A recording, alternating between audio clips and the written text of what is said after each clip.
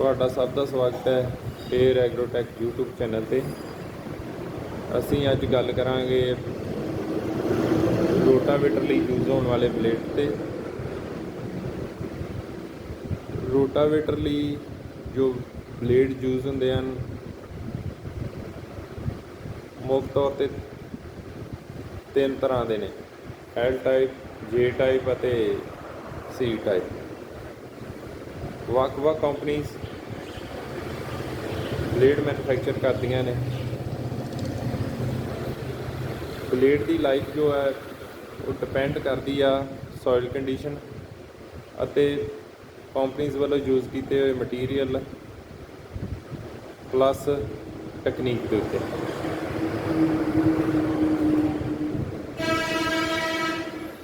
ਸੋ ਅਸੀਂ ਕੁਝ ਕੁ ਕੰਪਨੀ ਦੇ ਬਲੇਡ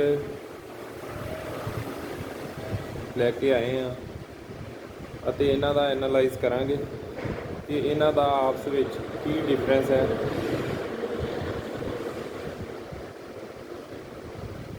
ਸੋ ਪਹਿਲਾ ਬਲੇਡ ਜੋ ਹੈ ਉਹ ਸੋਨਾਲੀਕਾ ਕੰਪਨੀ ਦਾ ਹੈ। ਇਸ ਦਾ weight 1 ਕਿਲੋ 100 ਗ੍ਰਾਮ ਹੈ। ਇਸੇ ਤਰ੍ਹਾਂ ਦੂਸਰਾ ਬਲੇਡ ਜੋ ਸ਼ਕਤੀਮਾਨ ਕੰਪਨੀ ਦਾ ਹੈ, ਇਸ ਦਾ weight ਵੀ ਜੋ 1 ਕਿਲੋ 150 ਗ੍ਰਾਮ ਹੈ। ਇਹ ਸ਼ਕਤੀਮਾਨ ਦਾ ਲੋਗੋ ਹੈ। ਇਸੇ ਤਰ੍ਹਾਂ ਮੈਸ਼ੋ ਕੰਪਨੀ ਦਾ ਬਲੇਡ, ਇਸ ਦਾ weight 1 ਕਿਲੋ 100 ਗ੍ਰਾਮ। ਇਸੇ ਤਰ੍ਹਾਂ BTX ਕੰਪਨੀ ਦਾ ਬਲੇਡ ਹੈ, ਇਸ ਦਾ weight 1 ਕਿਲੋ 100 ਗ੍ਰਾਮ। ਨੈਕਸਟ ਜੋ ਹੈ ਉਹ ਹੈ ਤਾਇਓ ਕੰਪਨੀ ਦਾ ਬਲੇਡ, ਇਸ ਦਾ weight ਵੀ 1 ਕਿਲੋ 40 ਗ੍ਰਾਮ।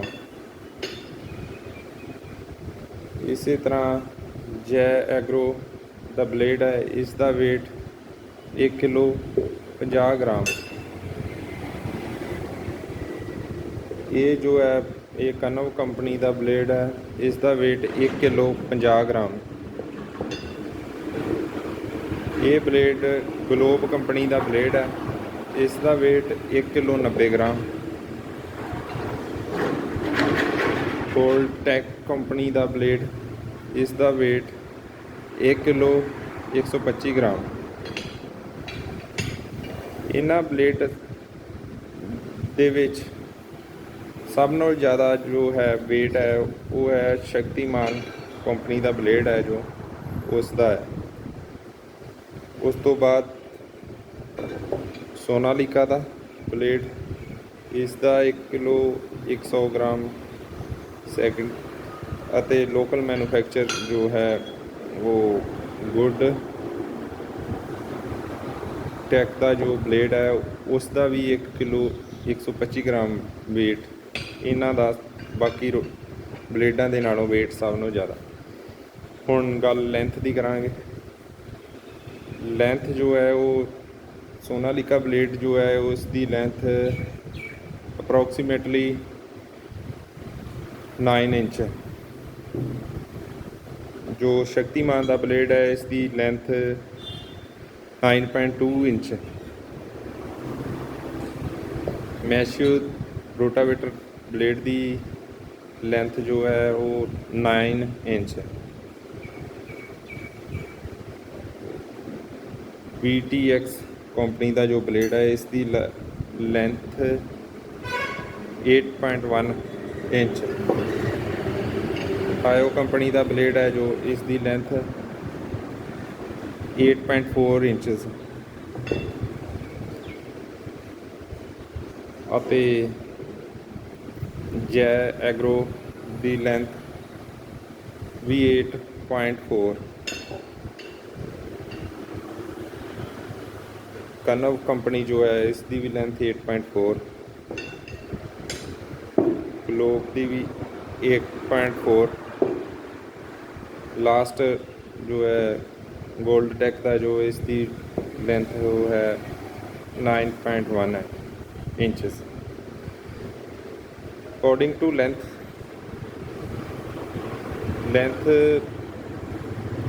ਸ਼ਕਤੀਮਾਨ ਦਾ ਬਲੇਡ ਹੀ ਹੈ ਜੋ ਇਸ ਦੀ ਲੈਂਥ ਵੀ 9.2 ਇੰਚਸ ਹੈ। ਸੈਕਿੰਡ ਜੋ ਹੈ ਉਸ ਦੀ ਲੋਕਲ ਮੈਨੂਫੈਕਚਰ ਜੋ ਗੋਲਡ ਟੈਕ ਦਾ ਇਸ ਦੀ ਲੈਂਥ 9.1 ਇੰਚਸ। ਸੋ ਜੋ ਲੈਂਥ ਹੈ ਇਸ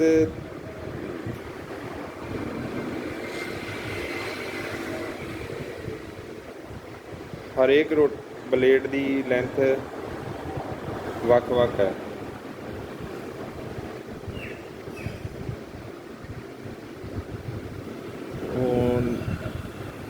ਲੈਂਥ ਦੇ ਕਾਰਨ ਕੁਛ ਬਲੇਡ ਦੀ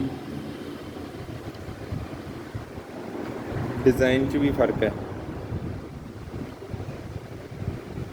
ਸੋ ਅੱਗੇ ਗੱਲ ਕਰਾਂਗੇ ਵਿਡਥ ਦੀ।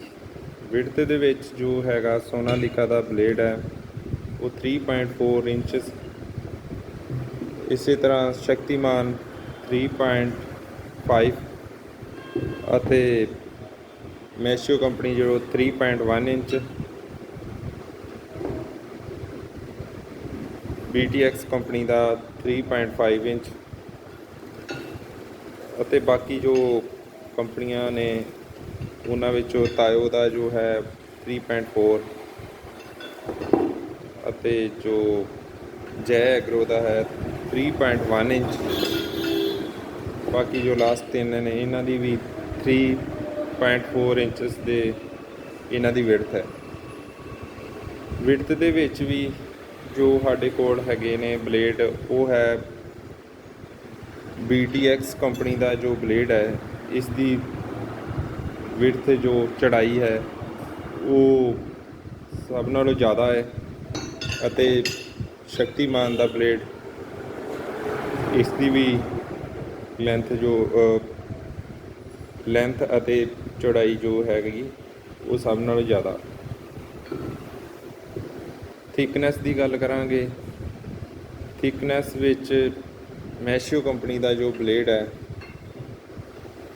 ਇਸ ਦੀ ਸਟਾਰਟਿੰਗ ਪੁਆਇੰਟ ਤੋਂ ਥਿਕਨੈਸ ਹੈ 7 mm ਹੀ ਆ, ਬਟ ਲਾਸਟ ਜੋ ਫਾਈਨਲ ਐਜ ਹੈ ਉਹਦੀ ਥਿਕਨੈਸ 0.8 ਤੋਂ ਘੱਟ ਕੇ 7 mm ਹੋ ਜਾਂਦੀ ਆ। ਸਟਾਰਟਿੰਗ ਤੋਂ 8 mm ਦੀ ਇਹਦੀ ਥਿਕਨੈਸ। ਬਾਕੀ ਸਾਰੇ ਬਲੇਡਾਂ ਦੀ ਥਿਕਨੈਸ ਲਗਭਗ ਸੇਮ ਹੀ ਆ, 7 mm ਹੀ ਆ। ਸੋ ਪ੍ਰਾਈਸ ਦੇ ਗੱਲ ਕਰੀਏ ਤਾਂ ਇਹਨਾਂ ਦਾ ਪ੍ਰਾਈਸ ਜੋ ਹੈ ਉਹਨਾਂ ਦੇ ਵਿੱਚ ਕਾਫੀ ਡਿਫਰੈਂਸ ਹੈ। ਕੁਛ ਜੋ ਲੋਕਲ ਮੈਨੂਫੈਕਚਰ ਕਰਦੀਆਂ ਨੇ ਉਹਨਾਂ ਦੇ ਬਲੇਡ ਦਾ ਪ੍ਰਾਈਸ ਅਤੇ ਜੋ ਕੰਪਨੀਆਂ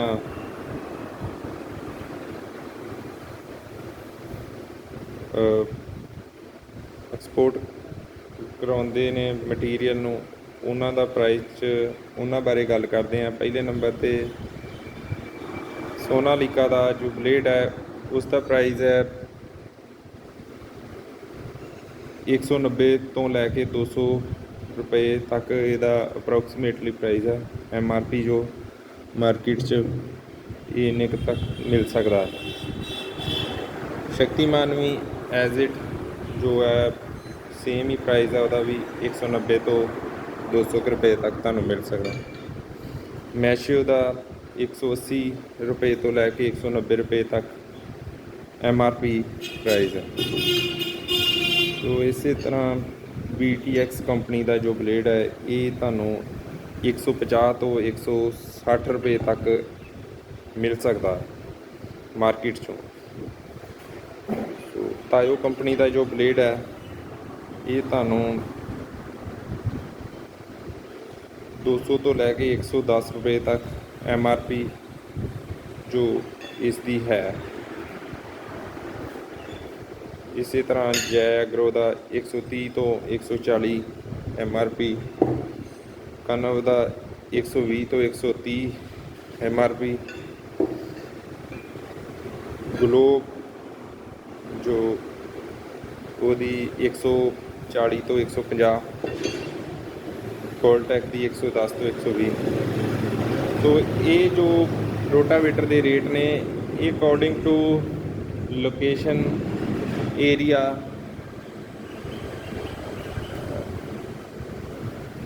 ਤੇ ਡਿਪੈਂਡ ਕਰਦੇ ਨੇ। ਸੋ ਕਿਸ ਲੋਕੇਸ਼ਨ 'ਤੇ ਇਹਨਾਂ ਦਾ ਫੇਅਰ ਚਾਰਜਸ ਵੀ ਪੈ ਸਕਦੇ ਨੇ, ਉਹਨਾਂ ਦੇ ਅਕੋਰਡਿੰਗ ਥੋੜ੍ਹਾ ਰੇਟ 'ਚ ਫਰਕ ਹੋ ਸਕਦਾ। ਇਹ ਤੁਹਾਨੂੰ ਅਸੀਂ ਇਹ ਅਪਰੋਕਸੀਮੇਟਲੀ ਰੇਟ ਜੋ ਇਹਨਾਂ ਦਾ ਦੱਸਿਆ। ਸੋ ਅਸੀਂ ਹੁਣ ਇਹਨਾਂ ਦੇ ਪੇਂਟ ਬਾਰੇ ਗੱਲ ਕਰਦੇ ਹਾਂ। ਪੇਂਟ ਜੋ ਹੈਗਾ ਇਹਨਾਂ ਦਾ 3-4 ਕੰਪਨੀਆਂ ਨੂੰ ਛੱਡ ਕੇ ਬਾਕੀ ਨੋਰਮਲ ਪੇਂਟ ਹੈ, ਅਤੇ ਜੋ ਸੋਨਾਲੀਕਾ, ਸ਼ਕਤੀਮਾਨ, ਤਾਇਓ, BTX ਇਹ ਕੰਪਨੀਆਂ ਨੇ ਜੋ ਇਹਨਾਂ ਦਾ ਪਾਊਡਰ ਕੋਟਿੰਗ ਪੇਂਟ ਹੈ। ਅਤੇ ਜੋ ਇਹਨਾਂ ਦੀ ਸਰਫੇਸ ਹੈ, ਸਰਫੇਸ ਜੋ ਇਹਨਾਂ ਦਾ ਫਿਨਿਸ਼ਿੰਗ ਹੈ, ਜੋ ਉਹਨਾਂ ਦੇ ਵਿੱਚ ਸਭ ਤੋਂ ਵੱਧ ਫਿਨਿਸ਼ਿੰਗ ਵਾਲਾ ਬਲੇਡ ਜੋ ਹੈ ਉਹ ਸਾਨੂੰ ਲੱਗਦਾ ਹੈ ਤਾਇਓ ਕੰਪਨੀ ਦਾ ਬਲੇਡ ਸਭ ਨੂੰ ਸ਼ਾਈਨ ਅਤੇ ਫਿਨਿਸ਼ਿੰਗ ਵਾਲਾ ਬਲੇਡ ਹੈ ਜੋ ਹੈ।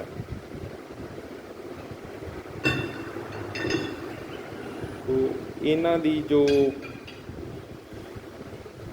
ਵਰਕਿੰਗ ਕਪੈਸਿਟੀ ਹੈ ਅਕੋਰਡਿੰਗ ਟੂ ਫਾਰਮਰ ਫੀਡਬੈਕ, ਉਸ ਦੇ ਬਾਰੇ ਤੁਹਾਨੂੰ ਦੱਸਦੇ ਹਾਂ ਕਿ ਜੋ ਸੋਨਾਲੀਕਾ ਦਾ ਬਲੇਡ ਹੈ ਇਹ ਲਗਭਗ 400 ਤੋਂ 450 ਏਕੜ ਜੋ ਵਰਕਿੰਗ ਕਰਦਾ ਹੈ। ਇਸੇ ਤਰ੍ਹਾਂ ਹੀ ਸ਼ਕਤੀਮਾਨ ਦਾ ਵੀ ਸੇਮ ਹੀ 400 ਤੋਂ 450 ਏਕੜ